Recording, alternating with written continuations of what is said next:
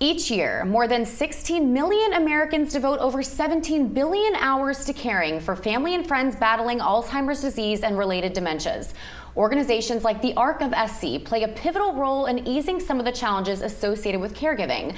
The organization's Associate Director, Michelle Cathey, joins us with Nancy Duncan, a family member who has firsthand experience benefiting from their support. Ladies, I want to thank you both so much for joining us.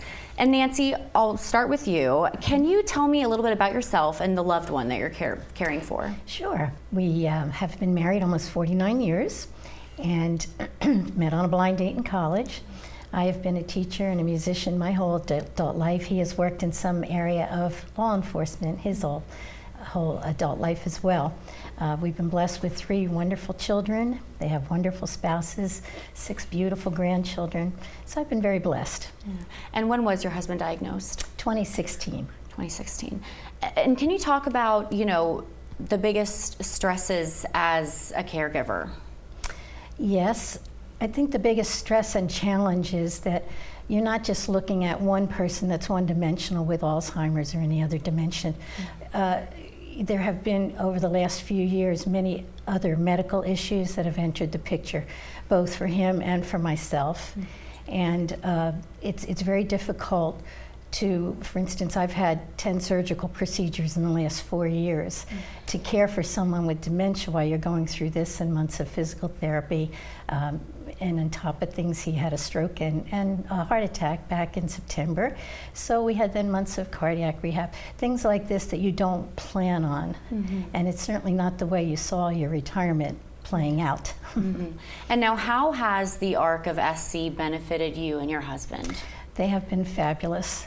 I learned about the Wives Support Group early on, and I've been going there for over 6 years now. It's a wonderful, wonderful organization. My husband goes to one of the day programs that they have, a half a day, and we just picked up a second day with them each week. It gives him a chance to socialize and to challenge himself physically and mentally.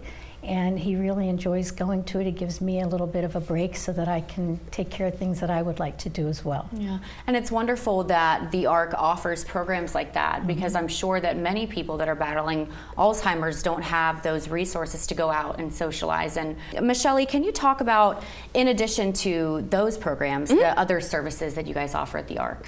Sure. So the ARK has been serving the Lowcountry for 28 years, and so we have a respite program, we have an early memory loss program. In addition to that, we facilitate 5 support groups. We also provide educational classes where we teach caregivers how to put the oxygen mask on first, because you can't help others if you're not helping yourself. We also do a law enforcement training where we teach law enforcement and first responders how to respond safely to maybe a call they're getting where maybe their loved one is agitated, and how to de-escalate the situation safely for both their loved one and for themselves. And so just a multitude of ways that we can help the caregiver and the family together as a unit as they process this journey. And do you know the number of South Carolinians currently living with Alzheimer's? Yes, it's upwards of 120,000, and I know that that number is going to increase by 2025, according to what the Alzheimer's Association has put out. I know that in our service area alone, we're serving, there's over 20,000 people that have dementia diagnosis, and so that's a really large number for just a small organization to serve, but we're here for everyone through it. And Nancy, I would like to ask if you have any advice for someone that may have just received a diagnosis for a family member and is stepping into that caregiving role. What would you tell them?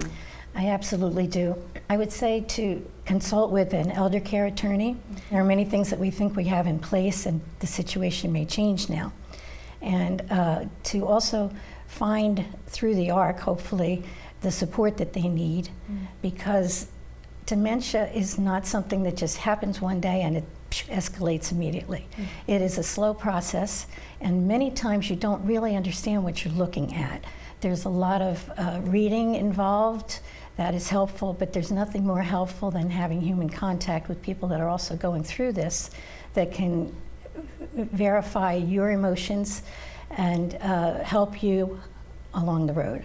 So I would say to anybody that's just had this diagnosis, take the steps early. We did.